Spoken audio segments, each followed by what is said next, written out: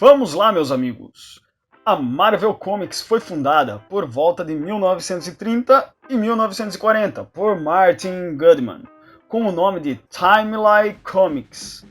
Goodman, um editor de revistas pulp, que começou a vender histórias de faroeste em 1933, expandiu suas atividades para um emergente e até então bastante popular mercado de revistas de história em quadrinhos originais. Goodman começou a empresa em Nova York. Ele detinha oficialmente os títulos de editor, editor executivo e gerente de negócios, com Abraham Goodman ocupando oficialmente o cargo de publisher. A primeira publicação ocorreu em 1939, com o número 1 da revista Marvel Comics, onde se deram as primeiras aparições do super-herói Tocha Humana e do anti-herói Namor, o príncipe submarino.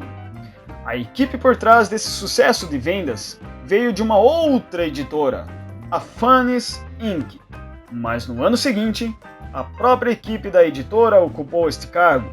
Com a segunda edição, o título da série mudou para Marvel Mystery Comics. O primeiro editor de quadrinhos da Marvel, o também roteirista e desenhista Joe Simon, se juntou a Jack Kirby para criar o primeiro herói patriota da história, o Capitão América, em Captain American Comics. Isso foi em março de 1941. Capitão América logo virou um sucesso, como uma circulação de quase 1 milhão de exemplares. Portanto, nos anos 40, a Timely tornou-se muito conhecida.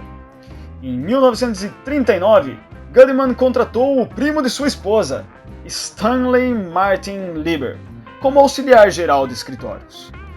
Quando o editor Simons deixou a companhia no final de 1941, Goodman fez de Lieber, que se intitularia com o pseudônimo de Stan Lee, editor provisório da linha de quadrinhos, uma posição que Lee manteve durante décadas, exceto por 3 anos durante o serviço militar na Segunda Guerra Mundial. Lee escreveu extensivamente para Timely Comics, contribuindo para vários títulos diferentes. O mercado americano de quadrinhos de super-heróis caiu no pós-guerra. A editora de Goodman deixou de publicar a maior parte de suas obras anteriores e expandiu-se para uma ampla variedade de gêneros que a Timely Comics ainda não havia publicado, com ênfase no gênero de horror, faroeste, humor, animais, crime, quadrinhos de guerra e, posteriormente, acrescentando uma porção de revistas de selva, títulos de romance e até mesmo espionagem, aventura medieval, histórias da Bíblia e esportes. Como outras editoras, Goodman também cortejou as leitoras com quadrinhos principalmente humorísticos sobre modelos e mulheres famosas. A estratégia de negócio do editor Martin Goodman, envolvido com suas várias revistas publicadas por várias empresas que operavam a partir do mesmo escritório e com as mesmas equipes. Uma dessas empresas de fachada foi chamada de Marvel Comics.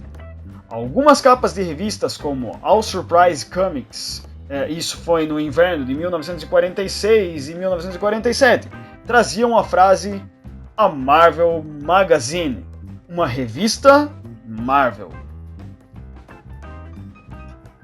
Nos anos 50, a Marvel atravessou tempos difíceis, da mesma maneira que outras editoras também atravessaram. Goodman começou a publicar sob o nome de Atlas, uma distribuidora de sua propriedade em 1951. A Atlas, ao invés de inovar, seguia as tendências populares na televisão e no cinema. Faroestes e dramas de guerra em vigor por um tempo, monstros de cinema drive-in em outro, e mesmo outras revistas em quadrinhos, especialmente a linha de terror da EC Comics. A Atlas também publicou uma infinidade de títulos para crianças e humor adolescente, incluindo Homer the Happy Ghost, de Dan DeCarlo. Esse título era muito parecido com o Fantasma Gasparzinho na época. e Homer Hopper, um título adolescente que era mais ou menos parecido com o adolescente Archie Andrews. A editora tentou sem sucesso ressuscitar seus super-heróis entre 1953 e 1954, heróis estes como o Tocha Humana, Namor e Capitão América, este escrito por Stan Lee. A Atlas tinha no mínimo 5 escritores oficiais, chamados oficialmente de editores, além de Stan Lee, Hank Chapman, Paul S. Newman, Don Rickle e Carl Reiser, e o futuro cartunista da revista Mad, Al Jaffee. No final dos anos 50 e início dos anos 60, o sucesso inicial da DC Comics ao reviver o gênero de super-heróis nas histórias em quadrinhos, principalmente com a Liga da Justiça, fez com que a Marvel seguisse o mesmo caminho. Os principais expoentes desta década foram os seus empregados, Stan Lee e Jack Kirby, responsáveis pela criação do Quarteto Fantástico. A revista foi um enorme sucesso, o que levou a Marvel a publicar outros títulos de super-heróis, entre os quais se destacou a revista do personagem Homem-Aranha, criado por Stan Lee e Steve Ditko. As histórias da Marvel distinguiam-se das demais pelo fato de que o universo em que se desenvolviam possuíam características mais próximas da realidade, sendo muito mais humanizado. A editora explorava a caracterização dos personagens, principalmente em problemas pessoais. Como no grupo X-Men, que surgiu originalmente para tratar-se sobre o preconceito na época, ilustrados nos mutantes. No caso do Homem-Aranha, ele era um jovem herói com alguma falta de autoestima e muitos problemas mundanos, semelhantes ao de muitos adolescentes. O Demolidor era um cego e enfrentava alguns problemas relacionados à sua deficiência física. Este novo olhar acabou por incentivar uma revolução nas histórias em quadrinhos estadunidenses com o passar do tempo. No início da década de 70, uma série de novos diretores trabalharam para a empresa em mais uma época não favorável para esta indústria. No entanto, no final desta década, a Marvel estava novamente com boa saúde, graças aos novos números de HQ e principalmente pela renovação do título X-Men, arquitetado principalmente por Chris Claremont e John Byrne.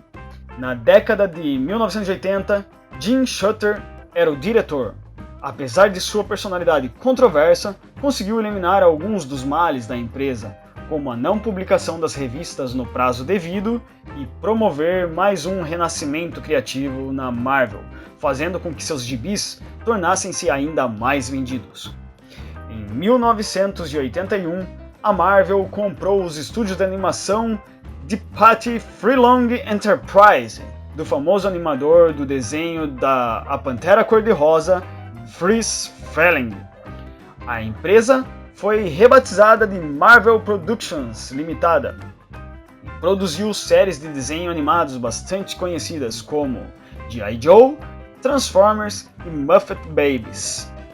Em 1988, a Marvel foi comprada pelo investidor empresário Ronald Perelman, que colocou a empresa na Bolsa de Nova York e promoveu o aumento do número de títulos publicados. Entretanto, a empresa vendeu o seu catálogo de animação a Saban Entertainment e fechou permanentemente o estúdio de animação, optando por contratar terceiros para produzir seus projetos de animação.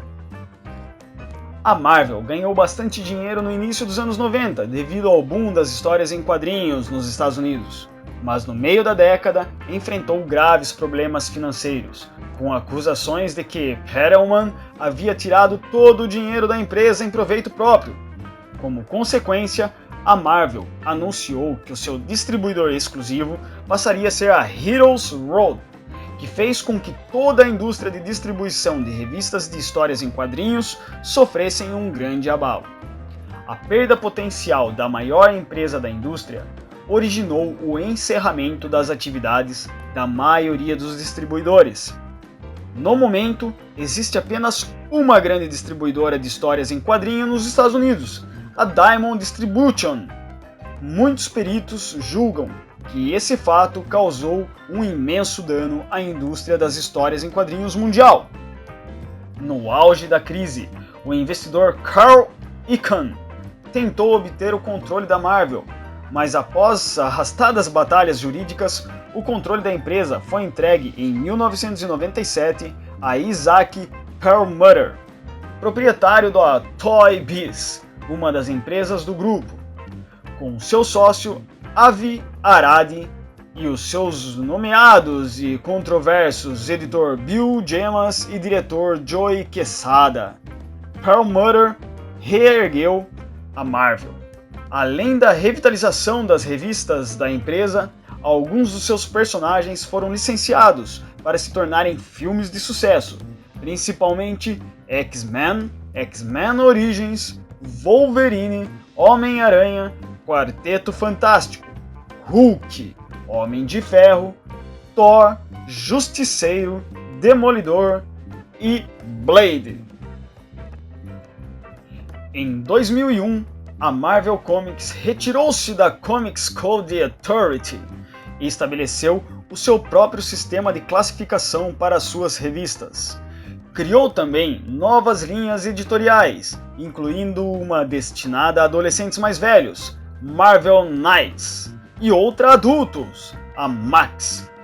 Outro fator marcante na história da Marvel no início do novo milênio foi sua parceria com Hollywood, que resultou em várias adaptações de sucesso iniciadas com o filme do Homem-Aranha em 2002. Em 2006, a Marvel lançou uma mega saga intitulada Guerra Civil, onde a comunidade heróica viu-se dividida devido a uma lei de registro de super-humanos. Essa saga discutiu de maneira profunda vários fatores políticos e éticos, aumentando ainda mais a verossemelhança do universo Marvel com o universo real. Neste mesmo ano, a empresa criou sua própria enciclopédia Wiki em seu website. Em 2007, a empresa inovou novamente, anunciando a Marvel Digital Comics Unlimited, um arquivo digital de cerca de 2.500 edições de histórias em quadrinhos antigas, disponíveis para leitura após o pagamento de uma pequena taxa mensal ou anual. Em 2009, a Walt Disney Company comprou a Marvel Entertainment por 4 bilhões de dólares em dinheiro e ações. A editora norte-americana apresentou em fevereiro de 2014 uma nova personagem de banda desenhada, a super-heroína Kamala Khan, uma pacata adolescente de Jersey, capaz de mudar de forma e que é muçulmana.